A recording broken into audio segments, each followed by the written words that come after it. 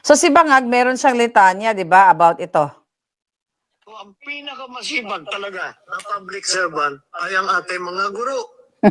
Dahil kahit sa inyong trabaho sa eskwelahan, na inaalalayan, inaalagaan, tinuturuan ng ating mga kabataan na napakahalagang trabaho. Lahat ng ibang trabaho, kailangan din kayo ang gagawa. Kayo ang yun ang sinasabi ko, kayo ang gumagawa ng tuloy-tuloy pansit para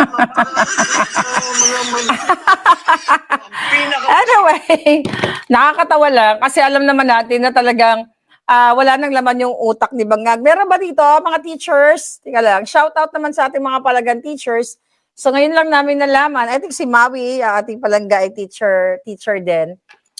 Nagluluto ka ba, Maui, ng 1 toneladang pansit? So, grabe, grabe yung inyong mga sakripisyo. Parang laging lasing at bangag. Etong si Bangag, sabi ni Inday na raketera. Okay. So, well, nakakatawa yung statement niya. Alam niyo naman, ibig sabihin talagang hindi na nagpa-function yung utak ni Bangag. Okay? Anong ibig sabihin yan? May masabi lang siya dun sa, I think that was in Mariveles, di ba? Nung nagpa-emote-emote siya. Kung hindi siya lasing, bangag siya, sabi ni Nora. Alam nyo, dito mo makikita talaga na yung utak ni Bangag ay hindi na siya functioning. Kasi yung pag nagsasalta kasi yung isang tao, like ako, nagsasalta din ako sa entablado, di ba? Lalo yung mga salta ko, mga impromptu yan, walang script. Kasi coming from, the bottom of my heart. Di ba? So, si Salado magpatok, tawa ng tawa ka dyan. So, ibig sabihin, yung brain kasi natin, di ba, habang nagsasalita tayo, nagpo-process kung ano yung mga sasabihin natin. So, kung yung utak mo ay nasa tamang lugar, ibig sabihin hindi natutunaw yung mga brain cells mo katulad di Bangag, hindi ka magsasalita ng ganun. Yung mga teacher natin, ang mga masisipag nagluluto ng 1 toneladang pansit, ang putang inang Bangag. Alam niya ba kung gaano kadami yung 1 toneladang pansit? It's 1,000 kilograms. Paano magluto ang mga inday ko at mga dodong ng mga teacher, maghalo-halo ba ng mga pansit na 1 tonelada? Puro kabigaan at puro lang talagang kaalputan itong ginagawa ni Bangag. Okay? Sabi nga ni Julie, nagmamalfunction ng kanyang utak. Hindi ka magsasalita, nabuang ka lang. Di ba nakikita niyo naman, anong gagawin natin? Gaganon-ganon na lang siya, di ba? So, nakakatawa na si Marcos Jr. na dapat talaga wala na sa dyan. So pag-usapan natin yung pangyayari ngayon sa ating bayan dahil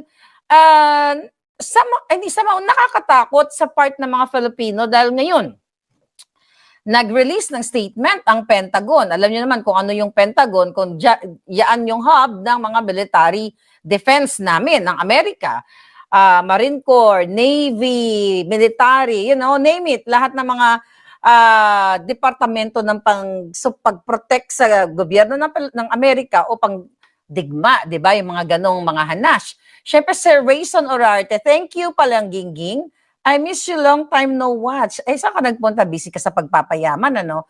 Anyway, so nakakatakot dahil yung utak ni Bangag ay mukhang nilamon na o kaya nalunod na ng toni-toniladang pansit. Hindi naman na bago yan. Alam niyo naman na may saltik yung gagong yan.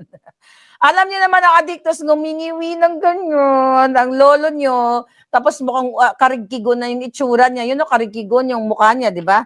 Puro parang, hindi parang kinakarma na, pag masama kanda mo, kakarigigin ka talaga. So, ano ang pumasok sa utak? Buksan natin yung utak ba, yung mindset ba, di ba? Mindset ba? Dito mo makikita, mga palangga, na si Marcos Jr., ay ang utak niya durug na. Okay? Sabi nga ni Rocky 1988, isama mo pa yung libreng sakay niya na dump truck at patrol car. Exactly. Kita nyo, talagang puro na kabaliwan ang ginagawa ni Marcos Jr. Kaya naman nagkaletse-letse na ang buhay ninyo.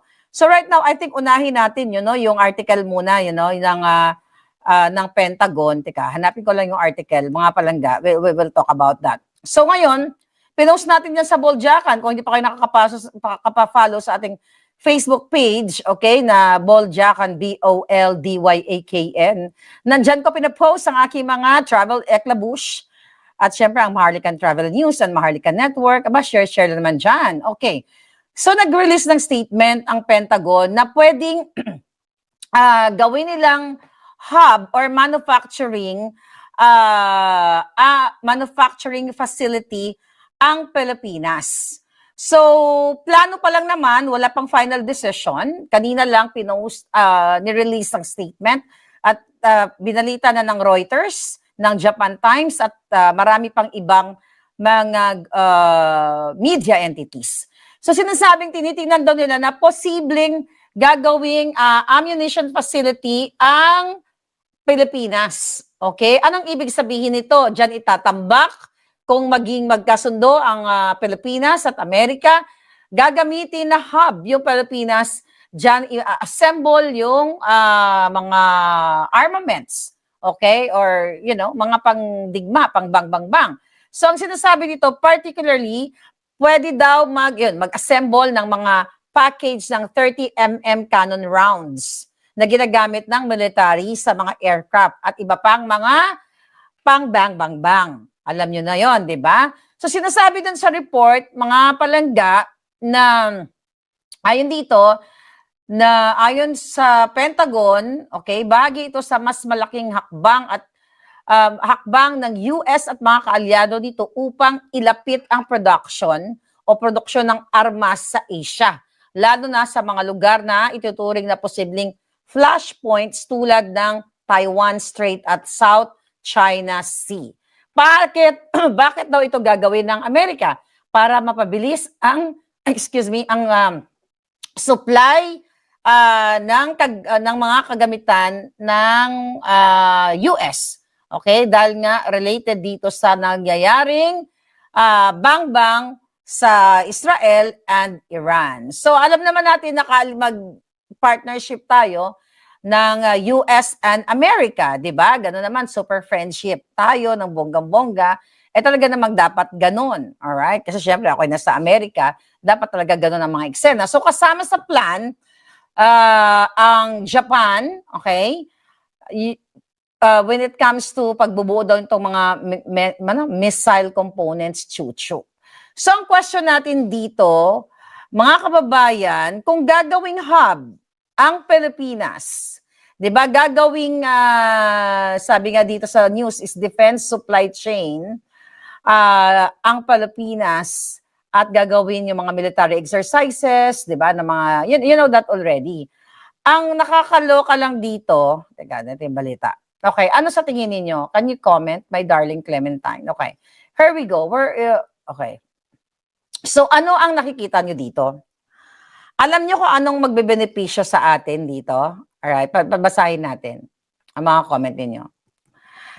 Alright, so ang tingin ko dito, syempre sa part ng Amerika, maganda talaga doon na may allies ka na anytime pwede mong tawagan, parang friendship yan eh. Hi friendship, medyo nahihirapan ako dito or ganyan-ganyan. Kailangan ko ng place sa aking mga businesses, chuchu-chuchu. Pwede ba gawin nating manufacturing plant yung lupa mo or mga ganyan. So parang ganun yung sistema, mas masaya, mas okay kung may kaibigan ka. But ang question ngayon ng mamamayang Pilipino, ano yung magiging result kung papayag ang Pilipinas na maging military hub or gagawing manufacturing location ng mga armas? Okay? Okay. Kaso ang problema base ng US ang unang papasabugin, sabi ni Zorro.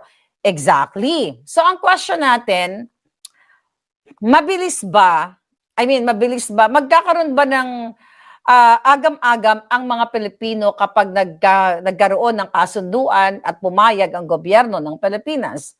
Of course, yes. Di ba? So, ito yung malungkot na sitwasyon ninyo dyan sa Pilipinas. Alright?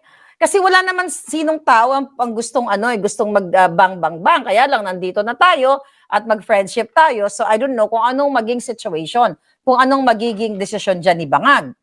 So ngayon, mga kababayan, gusto niyong malaman sa akin kung ano lang ang magbebenepisyo sa Pilipinas kapag nagkaroon ng kasunduan ang Amerika at Pilipinas na payagan na gawing hub ang ating bansa.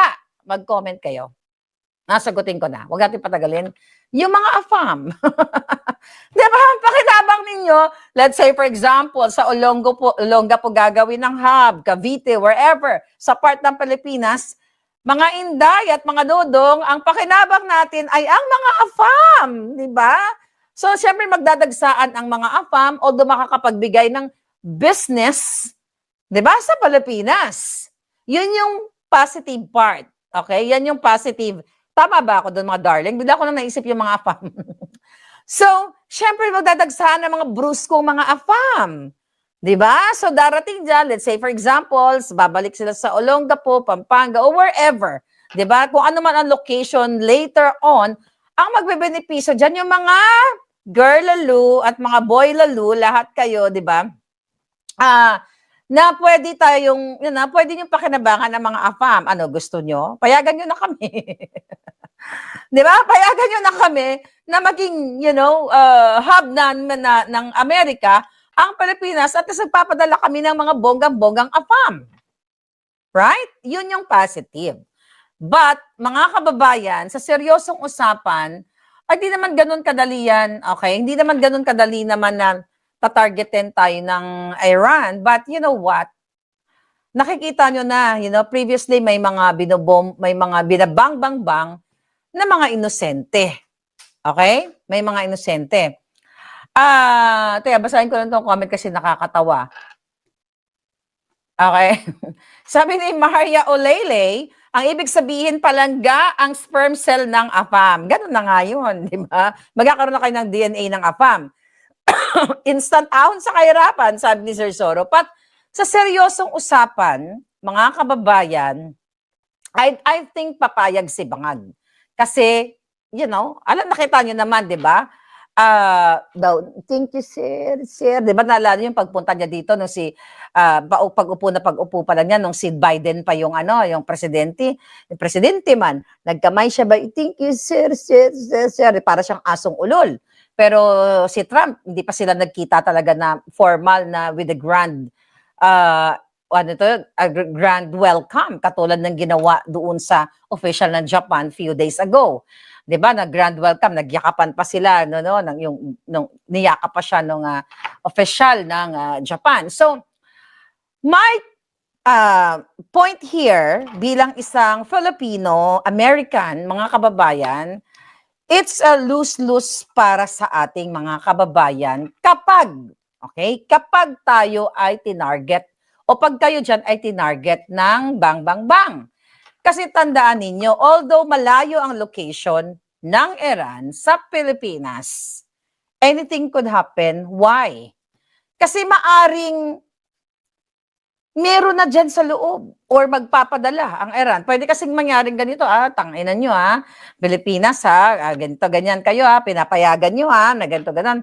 Eto ang sa inyo. Yun yung mga possible na naiisip ko.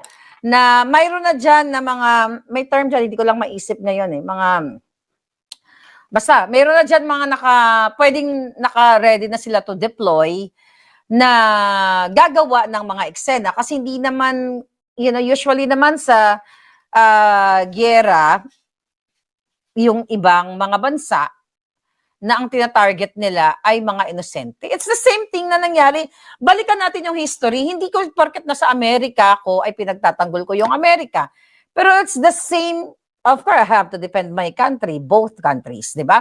Pero kasi kung titignan mo yung history natin, mga kababayan, the Battle of Manila, di ba? Between Japan, nung sinakop tayo ng Hapon, kung babalikan na naman natin yung history, yung mga galit natin in the past, ng mga ninuno natin, hindi talaga matatapos ang giyera. Kasi 'di ba nung tayo ay inano din ng Japan, sinakop din para matalo ang mga Hapon, nagpasabog ng bang-bang-bang ang Amerika at maraming hundreds of thousands of Filipinos ang nagurgur na mga inosente. Kaya talagang walang panalo sa bang-bang-bang.